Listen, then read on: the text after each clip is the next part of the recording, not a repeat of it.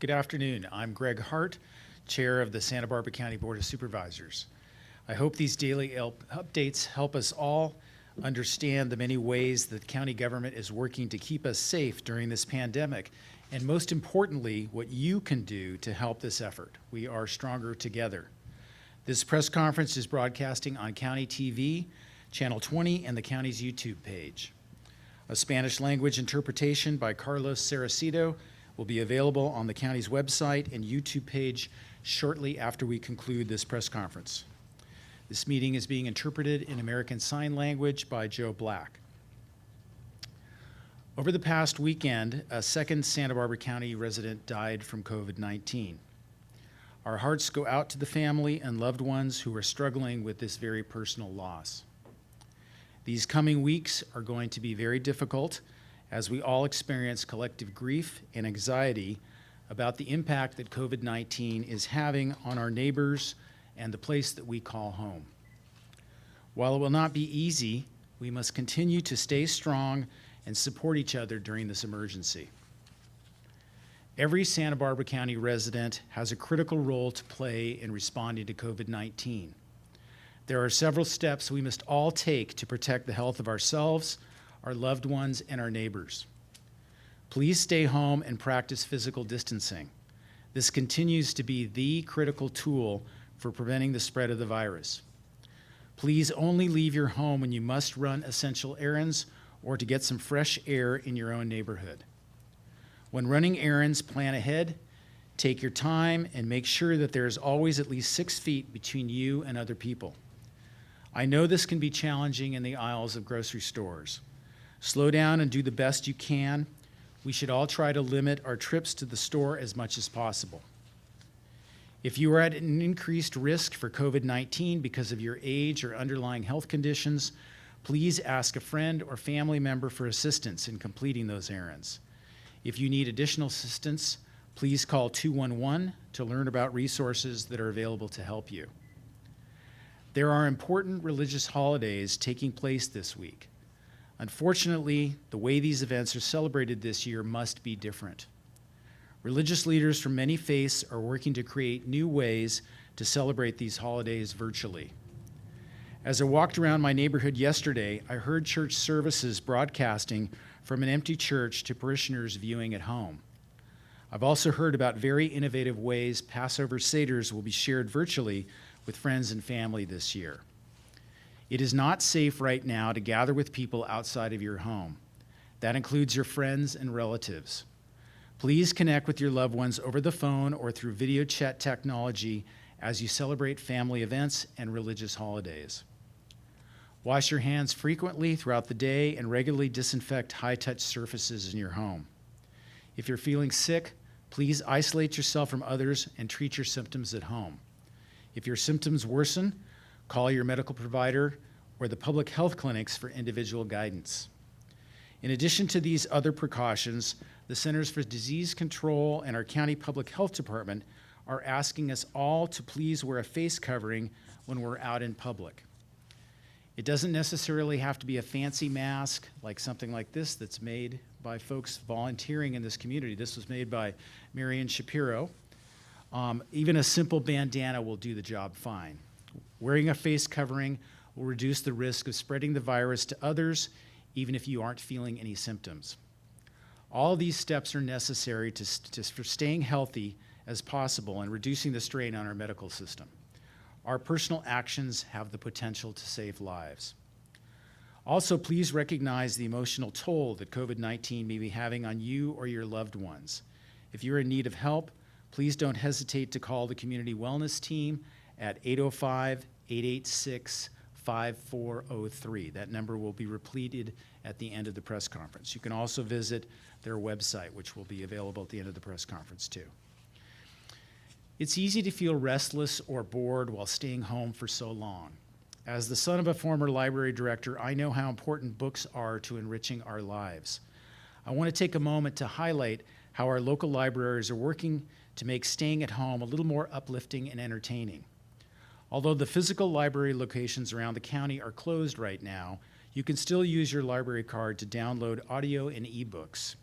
If you don't currently have a library card, you can still get one online. It's actually very easy. All you have to do is sign up online to get access to the thousands of audio and ebooks available instantly through our local libraries. You can go directly to your community's library webpage or by visiting blackgold.org. That's blackgold.org. And by going on their website, you can click the Get a Library card on the left-hand side of their page. There are also many new library services available to make it easier for people of all ages to still get books to read and never leave your home.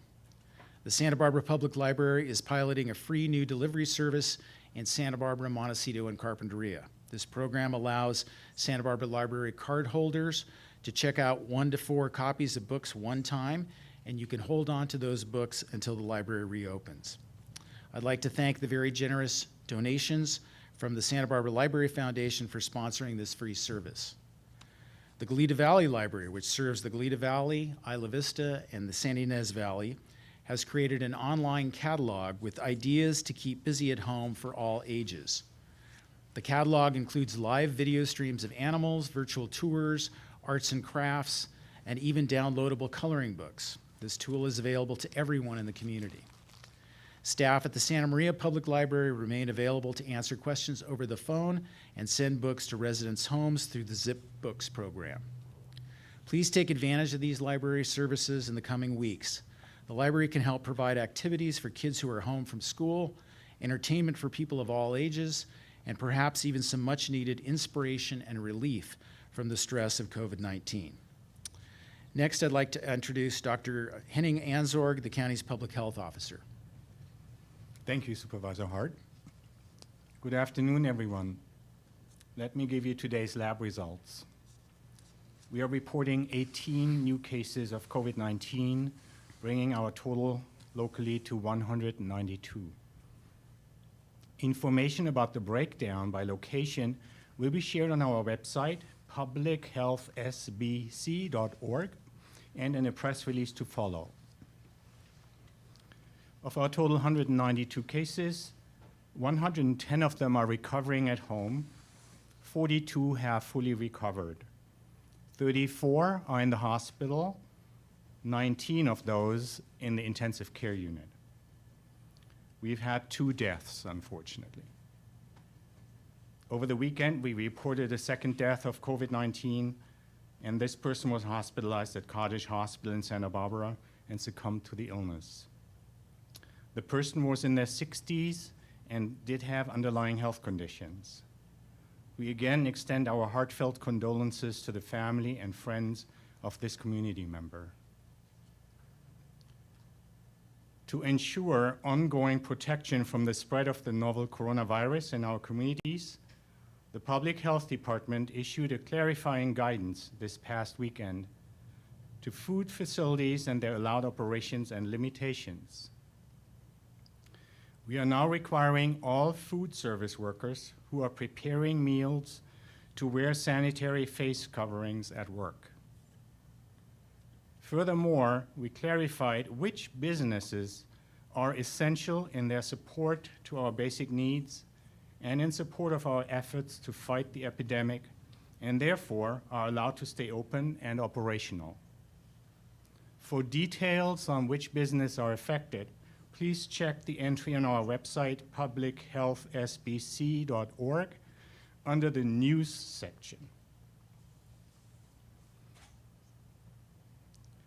We are now on day 18 of the governor-implemented statewide stay-at-home order, and I am encouraged to see the first indication that there is a slight deceleration of anticipated new infections.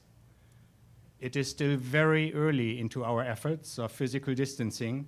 However, these initial indicators do give me hope that we will be able to achieve our goal to slow down the progression of this infection as long as we continue in our efforts of physical distancing and good hygiene measures. I'm also encouraged by the sight of community members in public keeping a safe distance and frequently wearing face coverings to slow the spread of the virus.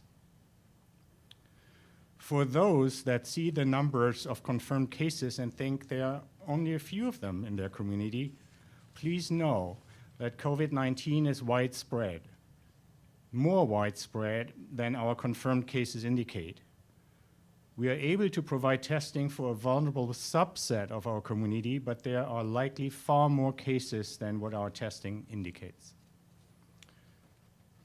Please, everybody, let us not give up early, but stay the course on the physical distancing and achieve the best results that we can under the given circumstances. Thank you for your cooperation. Thank you, Dr. Anzorg. Next, I'd like to introduce Dr. Vaughn De Reynoso, the Director of the county's Public Health Department. Thank you, Supervisor Hart. Good afternoon. The health and safety of our healthcare workers is so critical now more than ever. These are our caretakers on the front lines of COVID-19 response effort, and I appreciate Supervisor Hart reminding every one of us to be diligent in our physical distancing and limiting our outings. We can confirm that 37 healthcare workers have tested positive for COVID-19 over the course of this pandemic in Santa Barbara County. I don't have the exact breakdown, but I can share that many have recovered and some are still recovering. We are working closely with our epidemiology team to compile and report aggregate data about our community members that have tested positive for COVID-19. For example, of the 192 cases, 75 are female, 116 are male, with one unknown. Our department is working to identify local trends emerging in the data we have collected to understand the many factors that play a role in the spread of this viral illness. I want to remind everyone that raw numbers of confirmed cases do not tell the whole story about what may or may not be happening in any given community. We will be sharing any relevant findings our team uncovers as we study the data. At this time, we have one report of a confirmed outbreak of COVID-19, and that is at the Federal Penitentiary in Lompoc, where at least 28 people have tested positive. These numbers are reflected in our total count for the city of Lompoc and the communities of Mission Hills and Vandenberg Village at this time. Our disease control staff is working closely with their leadership to ensure we support their response and provide any needed resources. There are no confirmed outbreaks at any other congregate living settings in Santa Barbara County at this time. Thank you, Santa Barbara County, for your continued support of our local public health efforts.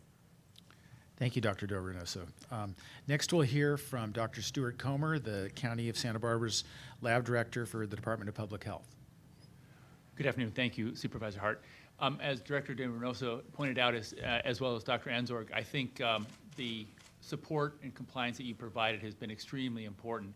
The advantage that we now have that we didn't a week ago is that a lot of the Tier 1 testing, which is still the focus that Dr. Anzorg has appropriately placed, is now being done locally. We're no longer doing it in a different county, so that's a very positive focus. So the turnaround times have been significantly reduced to less than a day on those Tier 1 type cases. And we've also expanded the Tier 2 capabilities a little bit more by utilizing the host of different reference labs that now are up and running completely in other parts of California, however, been extremely helpful in getting a rapid turnaround. So from that perspective, we're very, very hopeful. Additional testing later this week will come online that will expand our capabilities, and we'll probably talk about that later next week at some juncture. But encouraging news with regard to that. Our positivity rate tends to stay very stable in that 6 to 8% range, which is also very encouraging, and I think is a tribute to the activities and guidance provided by Dr. Anzorg has been very helpful. So it shows that through the longitudinal analysis that these restraints have actually been very, very helpful in terms of how you do social distancing and so forth. So again, as Supervisor Hart pointed out, we're very grateful to your support in the community in making this work well for everybody. Thank you. Thank you, Dr. Comer. Now we'll take questions from the room. Ms. Lair? It appears that there's similarities in the two deaths in Santa Barbara County. I was wondering if Dr. Ansor could share any of that without violating HIPAA privacy rules. What are the similarities of the two deaths? Their age, that's pretty much all I can disclose, unfortunately. So the mid-60s Mm-hmm. and underlying conditions. Mm-hmm. And then in the north, I think in San Luis Obispo, it was someone in their 80s. So at this point, I wouldn't know You about wouldn't the know about case that in one. San Luis Obispo, sorry. okay. Any other questions here in the room? Mr. Dreyfus? With the outbreak at the Lompoc Correctional Facility, are there a protocol that's being enforced, or is there new guidelines? What's being done there, and how is that gonna help? Because I know there was reports that some of the guards were also tested positive. How is that being handled? To the best of my knowledge, they are following a strict protocol under our disease control guidance. And we are in close communication with how they're handling the isolation and the treatment of the whole community. Thank you. Ms. Magnoli? Hi, I had a question for Dr. Comer about the testing. You said you expect capacity to go up. What are you seeing right now as opposed to a week ago, 2 weeks ago, in terms of local capacity? We now have 2 platforms up and running at PDL and at Cottage Hospital. And so instead of sending some of the key cases down for public health and disease control, we've actually been testing at both those laboratories and getting very rapid turnaround. So I think that's been very helpful. I mean, as Supervisor Hart always pointed out, this is a community endeavor, and I think that's how everyone feels. It's all one community resource that we're applying to make sure that we do the best that we can for the testing of the Santa Barbara County. Okay. And a quick follow-up to that. It's been about an average of 80 tests conducted a day from the public health numbers at least. What would be ideal, in your opinion, for the county to be doing? I think the advantages, as described for the Tier 1, we're actually able to test all the Tier 1. And I think that was, as you know, that was really an endeavor that was spearheaded by the Public Health Department and all the local health care. So that's actually the most vulnerable. And congregate settings, those that are sick, and the healthcare workers. So that we've been able to keep up with. The question then is going to be, and we've been in contact with the state, as you know, Governor Newsom would like to expand the capacity. And so there's a host of different potential options that are coming, not available right now, for expanding the Tier 1 capacity for more general populace testing. But at this point, it's just not, if everyone keeps social distancing, I think Dr. Anzorg's approach has been exceedingly effective in terms of really testing the symptomatic and the most vulnerable. Okay. Related to the Tier 1 testing, I know that the testing criteria now has and now ranks if you've had known contact with a positive. Are we seeing positive cases in the county infecting the rest of their households? Might be a question for Dr. Ansor. Well, what we've been doing in terms of disease control, if there's a positive case in a household, we quarantine the whole household. That's, given the scarcity of the testing, that is what's been recommended by CDPH, which is the state public health department, and we've been following their guidance on that. Okay. And that quarantine is has that been for 14 days? That is correct. Have any of Ms. you Lair, could tested? you come up to the microphone too? My question is, have any of you been tested, and is there a turnaround that has sent some of the medical professionals back to work after they've recovered? Have any of you been tested, and have the medical first responders that have gone through this been able to go back to work after recovering? I can speak to that. I can speak for myself. I'm asymptomatic, so there's really no reason for me to be tested. And following on to Director's point, we've tested asymptomatic healthcare workers and have brought them back, and that has actually been part of Dr. Anzorg's strategy for Tier 1. So we've turned those around as quickly as possible, and that's been exceedingly helpful. And I have not been tested. And the Yeah. other thing is, I have not been in contact. None of my household either are positive. Any other questions here in the room? Have you haven't tested? No, I haven't been sick.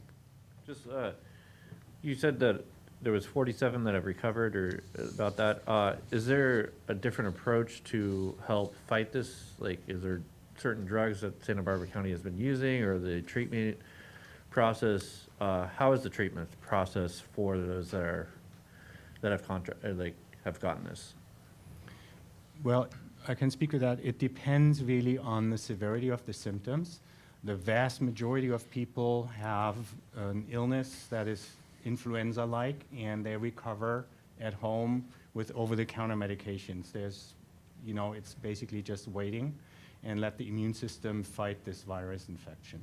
Now, a minority of cases experience severe lung illness, and those are usually the ones that have shortness of breath. They require oxygen, supplemental oxygen, and at some point when the lungs get really infected, they may require ventilation support in the intensive care unit. And those are the ones that those are the sickest, obviously. So currently we have 19 patients in the whole county in an ICU care setting. And we have 34 total in the hospital. So a little more than half of those hospitalized are in intensive care unit because they suffer a very severe form of the infection. Any other questions in the room? Ms. Magnoli? One more. This is probably for Dr. Ansorg, but I was wondering, how do you think the nationwide and I guess worldwide mask shortages have influenced recommendations for face covering and mask wearing among the general public? It may have played a role. However, what we recommend with the face coverings, and Supervisor Hart brought his nice bandana and a self-made version, is really different from medical grade masking, because what we're trying, or what we are attempting, and not attempting, what we are doing with wearing some cloth covering our nose and mouth is basically reduce our respiratory secretions from spreading into the air, to the outside. So we are not so much protecting ourselves from other people, we are protecting the others from us. And for that purpose, just a piece of t-shirt over nose and mouth is perfectly appropriate. It's working.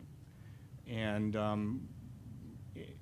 initially we were not convinced. However, new studies that came out of China as recently as a week ago made it more likely that there is asymptomatic spread of the virus. And that prompted the CDC to look into it, and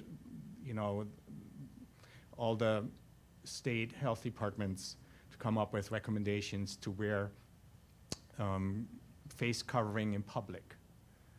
Now, because in Santa Barbara, our population is not as dense as in Los Angeles or in New York, you can walk around when you're really alone and there's a lot of room in between people. But if you, for instance, go to a grocery store or to a pharmacy, or you have to wait in line somewhere, then it is really, really important to wear this mask. Thank you. Next, we'll go to questions on the phone. Yes, first up we have San Ynez Valley Star. Risa, go ahead. Hi, my question is probably more related for Dr. Comer or Dr. Ansorg. How certain are you on the actual start date of when this came into Santa Barbara County? I've been reading some international media and looking at more of the CDC website, and learning that asymptomatic people could carry this around. And we have a lot of international travelers that come here to Santa Barbara County, and I'm just wondering if you might have tested somebody that was sick with these types of symptoms in December or early January, and seeing if there was a negative or a false positive or positive with those people. I think what we can at least tell you is that until the test was actually produced in February 2nd, there was no way to prove either way. Your supposition could very well be accurate. It's just unfortunately there's no way to know that for sure until we started actually testing. So until you have the test that's specific for this particular novel virus. There's no way to know that. Well, could you test somebody who's recovered and possibly still have antibodies from this? That was maybe, I don't know. I'm just thinking outside the box here of a hydrologist for a dad. So we were having a long discussion this weekend. No, it's a very good discussion. Actually, and Dr. Anzorg has pointed this out as well as the state, the next phase of the testing that is still being heavily determined as to how best to do that is the serology test. Right now, if you look at, the FDA has approved 22 tests. Of those 22 tests, 21 are basically molecular tests to actually test for the presence of the virus particle itself. There's been only one test that's been approved by the FDA for basically serology testing. So that's what basically the next phase of this epidemic is, where we're like to do that. And there's strong discussions with Stanford University now, which is trying to determine the performance characteristics of their test, so that you could go back and look at patients, test their serology weeks, basically for remote infection weeks ago, and to see if they actually have what we call an IgG antibody or immunoglobulin to end COVID. And the problem right now is the specificity of these tests is not as strong as we would like that, because it also picks up the more common coronaviruses, the 4 subtypes that are common in most communities. And so right now, that's the discussion point, both at the state level and at the national level. But I think, to your point, at some point we'll get there, and we will actually establish who might have been exposed to this weeks before we actually had the test available. Thank you very much. I appreciate what you guys are all doing. Thank you. Thank you, Reza. Next up, we have Santa Maria Times. Laura, go ahead. Thank you. I just had a few different questions. Firstly, regarding commercial labs in state and out of state where county test results are being sent, county tests are being sent for processing. I know that Westpac, they have a location we're sending to in Austin, Texas, but I'm wondering if Quest, Sonic, and LabCorp locations, are those in-state or out of state? Yes, the labs that we're sending to are all in-state. Both in the LA area, and actually, one of them is in Phoenix, but the other one is in Los Angeles. So they're basically in the western region for the major reference lab, and then Quest, of course, is also in San Juan Capistrano. So basically, you have most of your testing in a very limited area, but those are where the mainline analyzers are that can do very large-scale testing.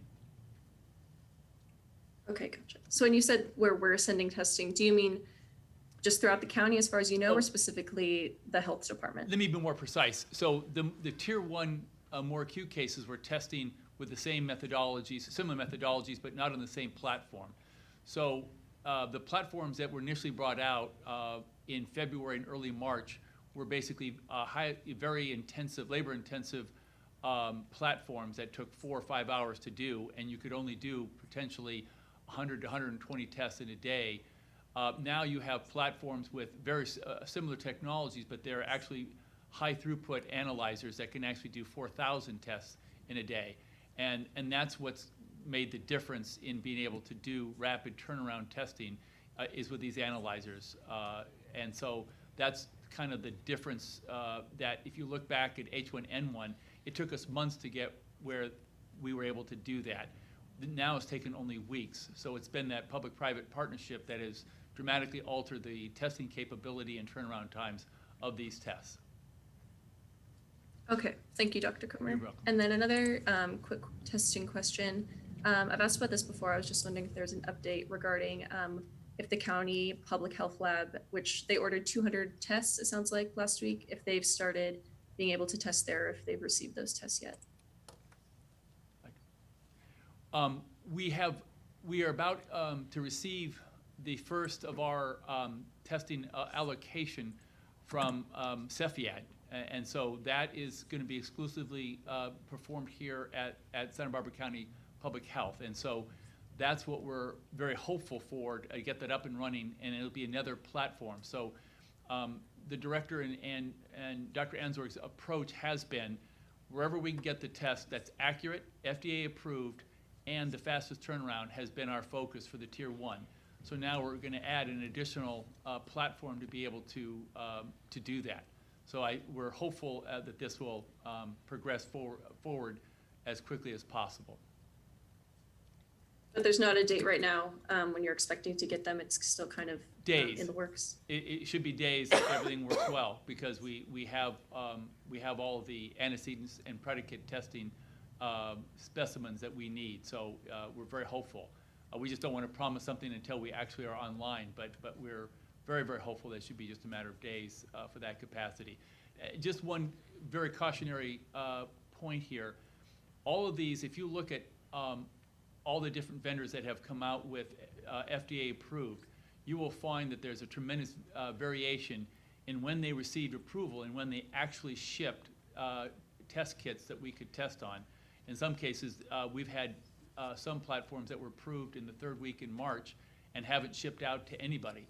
I just want to make a caution, at least at this point, we're talking about actually having the test kits, because we already have the platform at Public Health. We do a lot of testing with that same platform and have a lot of experience. So that's kind of the caveat. So the follow-on to that is, can these vendors continue to resupply at a steady rate so that we can continue testing without interruption?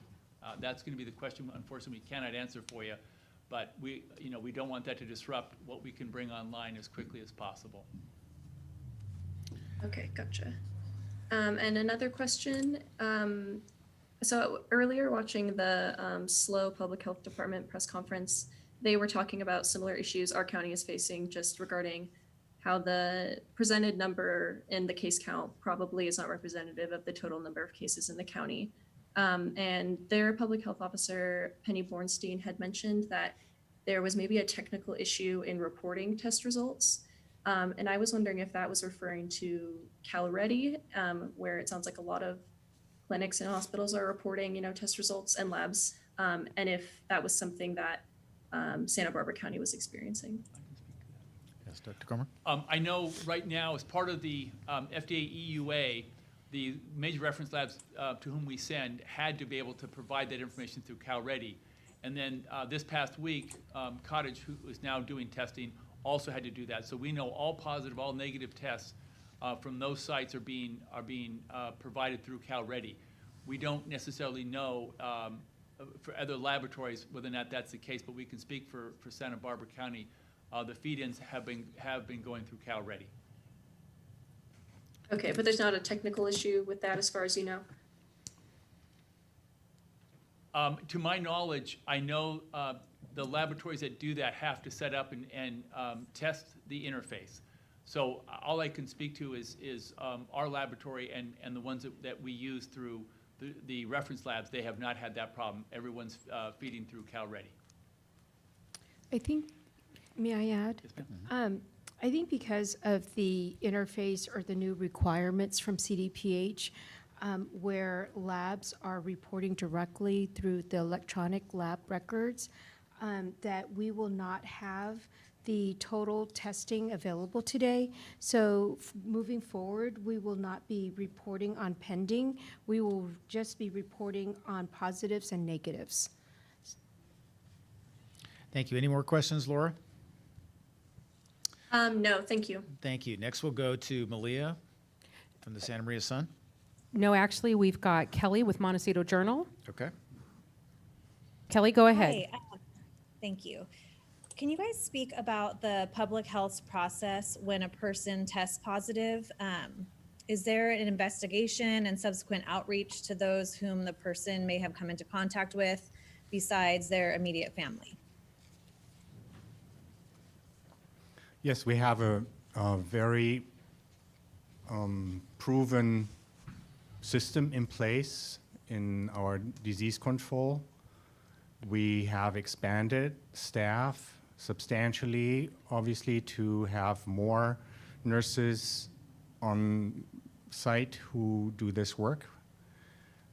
What we do is, as soon as a positive case is identified, somebody will call them and perform a lengthy interview about possible exposures to other people, what their living situation is, can they self-isolate at home, do they need help, do they have questions.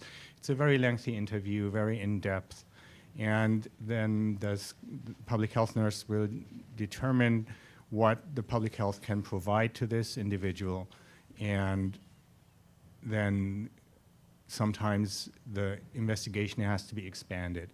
But we take every single case very seriously, and we give them very good advice and help as much as we can. Kelly, do you have I any think- additional questions?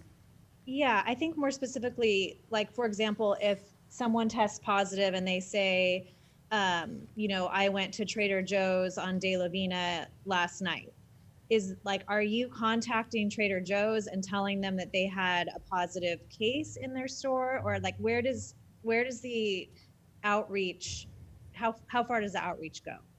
I see what you mean. We would do that in the measles case because it's an airborne infection. This is a droplet infection, and therefore it is not helpful to identify, for instance, a Trader Joe's or a store and warn everybody. What we do stress, however, is that the individual also thinks back for the last 2 days prior to becoming symptomatic, if they had any close contacts, and to also help and contact those and reach out to them and inform them of a possible exposure and to take the necessary precautions. And if they have questions, we are always there for them. Okay, thank you. Thank you, Kelly. Next, we're going to Tom Bolton with News Hawk. Hi there. Hi. I do have a few questions today. Following up on the testing issue, just so I could be clear, roughly how many tests or how many people are being tested each day right now in Santa Barbara County? And what do you expect that number to be in a week from now or 2 weeks from now? Dr. Lee? I would say we're testing, if you look at the outpatient or the tier 3s as well as the tier 1s and tier 2s, we're doing probably about 80 to 90 tests a day, some days less than others. The difference, Tom, on this one is the question then becomes, what about large population testing? And I think that the important thing, that's where the governor would like to go. Dr. Charity Dean is heading that task force, and that's the next phase of this, where we're talking about how do we test a large population of asymptomatic patients to determine if they have the variant or not in their asymptomatic shedders. Tom, the one issue there is twofold, and people have brought this up. What happens if you test a patient today and all of a sudden you break through the social distancing kind of approach that we have now, and 4 days from now, that individual now has COVID-19 and is either asymptomatic or minimally symptomatic? Are you going to retest them? And that's the one difficulty that people have talked about with this approach. If all of a sudden you were to test everybody in Santa Barbara County, the question is, what would their status be 5 days from now if for some reason they did not follow the current constraints and guidelines that we have? Does that help explain that approach? Yes, no, I appreciate that. I'm just trying to get a sense of, I mean, I just understand there's a bigger question of this broad-scale testing, but I've also been hearing for days now that we're ramping it up. So I would assume that a week from now or 2 weeks from now, you would expect to be testing more people. Is that not a correct assumption? I believe that's a correct assumption, but I think, given the current scenario, I think the approach that Dr. Anzorg and Public Health have put together makes the most sense, particularly when you see the fact that we basically see a very stable percent positive. I think that's what leads us into that sense of what is our true exposure. I think when you look at the symptomatic tier 1, that's the key area that we really want to focus on. And I think that has worked thus far, and it continues to work. And I think that's the important issue. I think going forward would be to look at the serology and find out how many people may have had it, but that's still a few weeks off because at this point we do not have a test with the performance characteristics that are clearly appropriate for the types of testing and information that we would like. But we're going to get there. We're definitely going to get there. All right. Sort of a related question is I'm wondering if there's a breakdown of the existing cases of what the suspected source of transmission was, i.e. travel or person to person or community transmission. At this point, there is almost no travel-related exposure because there's almost zero international travel going on right now. Even domestic travel seems to be really minimal. And we do not have a breakdown of individual cases, whether it was a person-to-person or a community transmission. Unfortunately, the data that we have does not allow that distinguishing.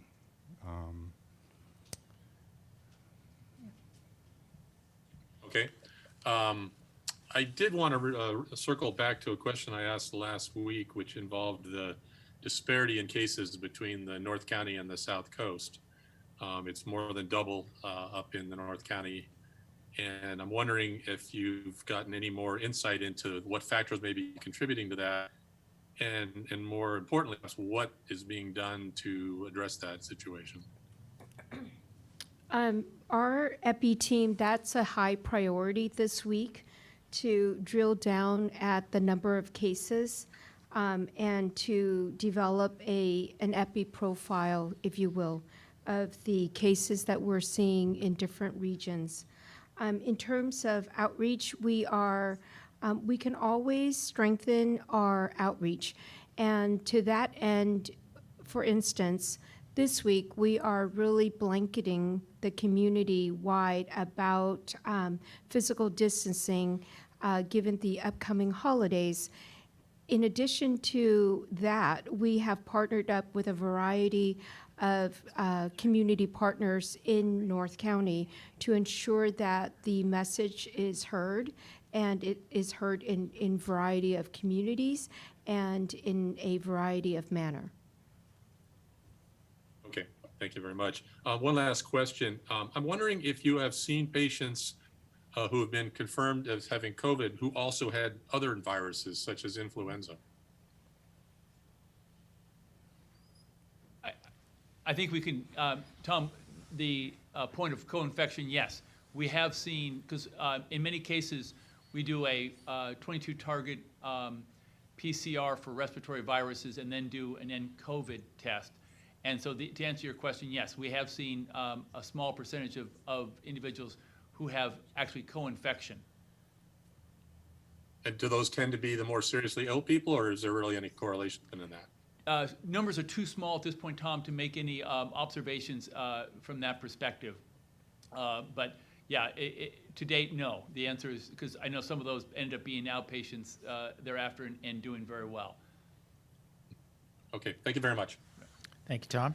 And last up, we've got Santa Barbara News Press, Nick Masuda. Go ahead.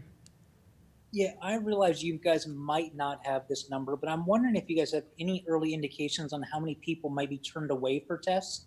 I know you guys are testing 80 to 90 a day. Are you guys getting any indication on how many might be being turned away?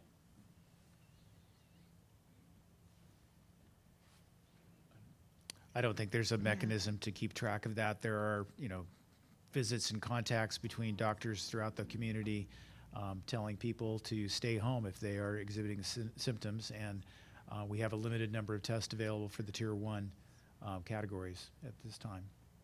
So just a quick follow-up question on that then. Is there potentially a way to log those to look at a second wave where people who are sick, that could give you guys an early indication on what to expect down the road? I think to answer your question, maybe we should clarify the point. I think individuals that truly are sick and symptomatic, for the most part, have been relatively successful, because we see a fair number of cases, but they're small for the most part, who have been tested that truly are symptomatic. I think the issue is, the question is, how about the groups that would like to know or are minimally symptomatic?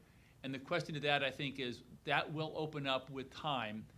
But again, the point there being is, if the individuals who have self-identified actually follow the current policies, the likelihood that they're going to then infect other individuals is going to be quite low. And that's what I think has been so successful. I think all of this has been predicated on not creating a hotspot in any of the areas of Santa Barbara County. And I think the policies that have been set forth by the Public Health Department and in the broader context by the state of California has been very successful in that endeavor. Because we've seen patients who are sick that don't have COVID. Remember, we still have a seasonal flu that has been very difficult this year.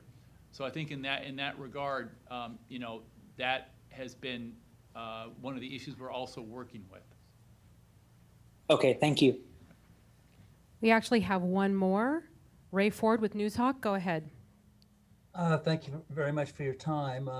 My question or questions relate to the use of the beaches and the trails and what the guidelines are for them. And as you probably know from your own observations, that last week there were a fairly large amount of both hikers up on the trails and quite a bit on the beaches as well, to the point where people were feeling comfortable enough to be hanging out there with beach towels and umbrellas and chairs and so forth. County Parks is struggling with what the proper guidelines should be and are asking the trail community, and they'd kind of like to know what the health department guidelines either are or should be, or possibly whether you would consider developing some for the use of both of those.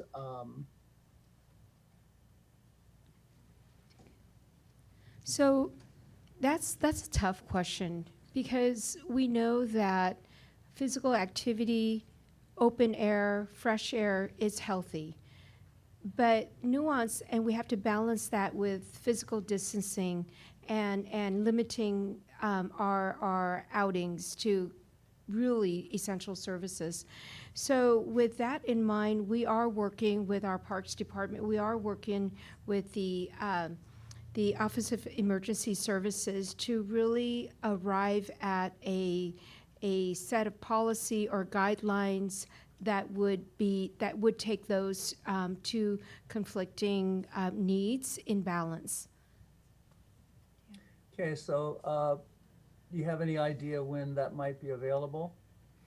Actually, it came up in conversation today, so that's something that our policy group will be in discussion in the days to come. It's a high priority, again, because we realize that with spring here and with the holiday weekend coming up, that we definitely want to limit congregating groups of people. And so that's a high priority on our list as well. Yeah, appreciate it. Thank you very much. Thank you, Mr. Ford. Is that our last call? That's our last call.